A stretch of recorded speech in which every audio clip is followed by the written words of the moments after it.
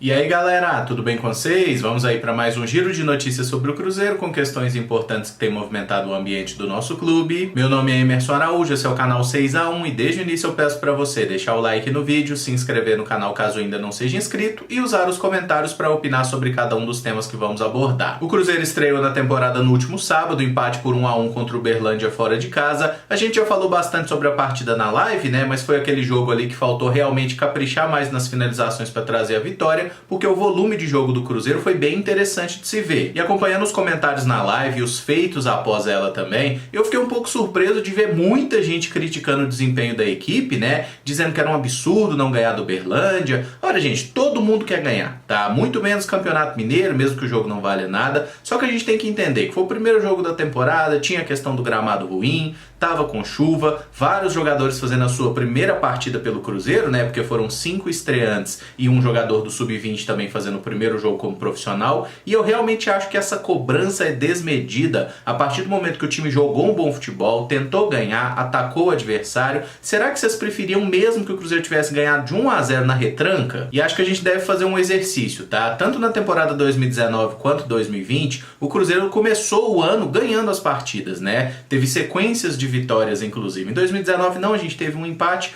mas teve uma sequência invicto, ganhou o Campeonato Mineiro, depois foi rebaixado. Em 2020 a gente começou, acho que com 3 vitórias, depois começou a degringolar, de forma que nem classificou para a semifinal e brigou contra o rebaixamento para a Série C. O que importa não é a forma como a gente começa a temporada, é como a gente termina. E acho que os indícios que a gente viu no campo é de que o Cruzeiro pode fazer um 2021 muito melhor. O técnico Felipe Conceição falou após o jogo, ressaltando que o Cruzeiro precisa melhorar em todos os setores. Ele se disse incomodado com o placar, mas satisfeito com o desempenho e confiante que estamos no caminho certo e que o elenco vai evoluir muito com os treinos e jogos. E eu concordo totalmente com o treinador nessa, fiquei até surpreso positivamente com o volume de jogo da equipe, né? Querendo ou não, foram quase 30 finalizações durante o jogo, gols claríssimos que a gente perdeu, com praticamente todos os caras do ataque, todo mundo teve chance boa que acabou desperdiçando, e para um primeiro jogo da temporada tem coisas que importam muito mais do que o resultado em si. O treinador também falou sobre Marcelo Moreno. Perguntado sobre o boliviano que não foi relacionado, o Tigrão disse que o jogador está sim nos planos do clube e que conta com ele, assim como os demais atletas do elenco. Então acho que podemos encerrar as especulações, tá? O Marcelo Moreno falou que quer ficar, o treinador falou que conta com ele, então acabou, o Marcelo Moreno vai continuar no Cruzeiro.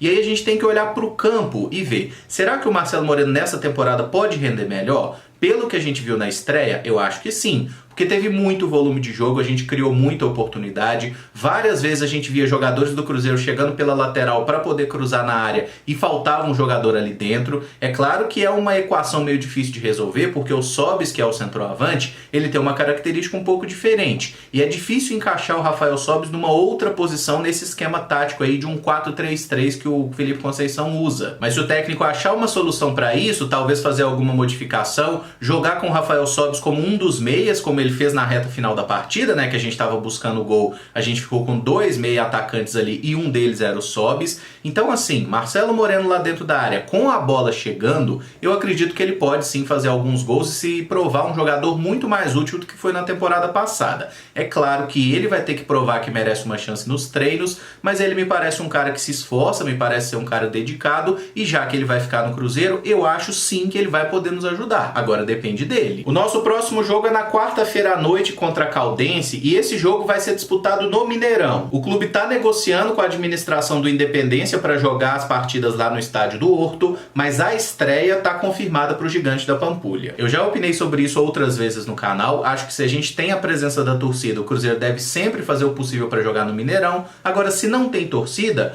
pode jogar em qualquer lugar, né? E pelo que foi informado lá dos custos, cada jogo no Mineirão o Cruzeiro gasta em média ali 50 a 60 mil reais, né, de prejuízo. E no Independência esse valor cai para aproximadamente 15 mil. Então nesse cenário faz mais sentido mandar os jogos no Independência, até porque os gramados dos dois estádios são bons, né? Então quanto a isso realmente não há grande preocupação e não tem torcida mesmo, acho que não tem menor problema jogar no Horto. Só que a estreia especificamente está confirmada para o Mineirão e assim, convenhamos, né? É muito mais legal ver o Cruzeiro jogando no Mineirão, eu acho que o jogo fica até mais bonito, não sei porquê, talvez seja a iluminação, mas acho que no Independência é meio churiado, eu não gosto do Independência. procedência. É uma questão pessoal mesmo, mas entendo totalmente que nesse momento, crise financeira e tudo mais, vale mais a pena jogar no Horto porque é mais barato. Na última sexta-feira, o Kaká se despediu do Cruzeiro, agradecendo pela passagem no Clube do Coração, que ele defendeu dos 14 aos 21 anos. O zagueiro foi vendido para o Tokushima Vortis do Japão e disse que espera voltar um dia e justificou a saída pela parte financeira para ajudar os familiares. E no lado do Cruzeiro, a venda ela é totalmente justificada pelo aspecto financeiro também, né? A gente precisa vender alguns jogadores para fazer dinheiro de forma a quitar os salários atrasados que chegaram quase a 5 meses, né? O clube pagou uma folha na semana passada,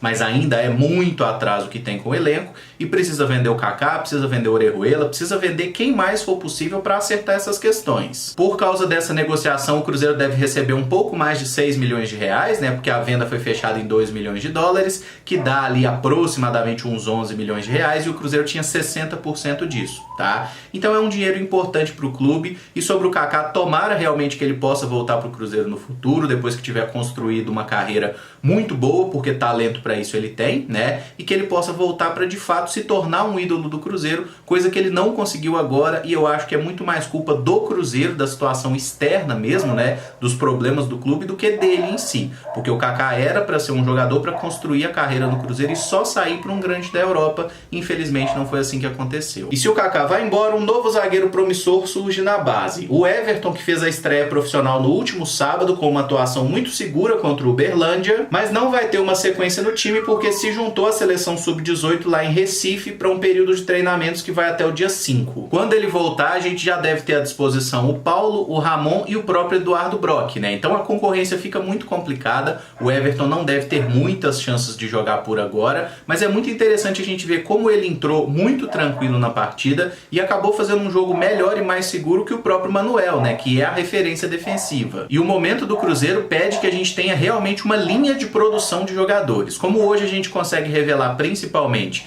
é goleiro, é zagueiro, é o pessoal da defesa, então a gente tem que dar um jeito de revelar, de botar esses caras para jogar, de fazer com que eles se valorizem e vender, porque infelizmente esse é o único jeito do Cruzeiro sobreviver nesse momento, né, de intensa crise financeira. E a gente deve fazer isso pelo menos até dar uma arrumada na casa e acertar as finanças. Tomara que o Everton tenha outras oportunidades, que ele possa jogar muito bem com a camisa do Cruzeiro para nos ajudar em campo e nos ajudar nas contas também, porque a gente sabe que hoje jogador de 17, 18 anos apareceu bem, já vem um time da Europa querendo levar embora. O volante Ariel Cabral teve seu contrato com o Cruzeiro reativado no bid nesta segunda-feira. O empréstimo ao Goiás terminou, o esmeraldino foi rebaixado para a Série B e o argentino volta para a Toca da Raposa, onde seu aproveitamento não está definido. Saiu até notícia lá no Globo Esporte, né, de que ele vai receber um período de folga, acho que deve ser aí uns 15 dias, né, similar com o que aconteceu com outros atletas do elenco que também tiveram uma folga parecida, e aí deve sentar com a diretoria para negociar se ele vai ficar no Cruzeiro, se ele vai para outro lugar. Eu acho que 99% da torcida do Cruzeiro gostaria que o Ariel Cabral não ficasse no clube, mas ele tem contrato com a gente até o início de janeiro do ano que vem, então até o final dessa temporada. Essa situação não deve ser definida para agora, deve demorar algumas semanas aí, mas a notícia é relevante porque o Ariel Cabral volta para a folha de pagamento do Cruzeiro.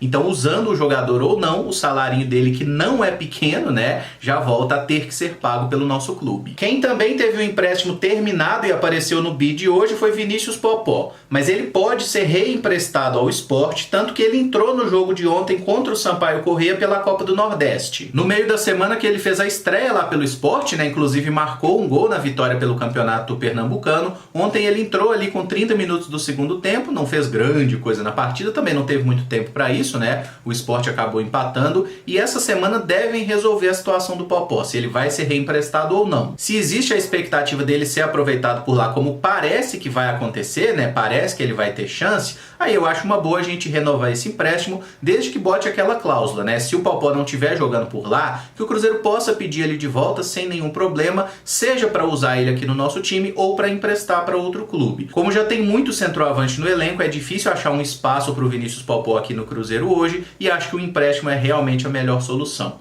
E outro jogador que não deve ficar no Cruzeiro é o Daniel Guedes, que está negociando a sua ida para o Fortaleza. Ele está emprestado pelo Santos ao Cruzeiro até dezembro, mas não consta nos planos da comissão técnica e deve ir trabalhar mais uma vez com o Anderson Moreira. Todas as vezes que a gente fala sobre o Daniel Guedes, vem aquele mesmo questionamento, né? Por que o Cruzeiro não aproveita esse atleta que pode não ser o melhor lateral direito do mundo, mas tem sim as suas qualidades e o Cruzeiro tá pagando o salário dele, ele tá na folha de pagamento e a gente não bota o cara para treinar nem para trabalhar com o grupo e é difícil de entender. Eu até acho que ele deveria ter sido reintegrado para fazer a pré-temporada, para o Felipe Conceição observá-lo, até porque a gente hoje só tem o Cáceres para lateral direita.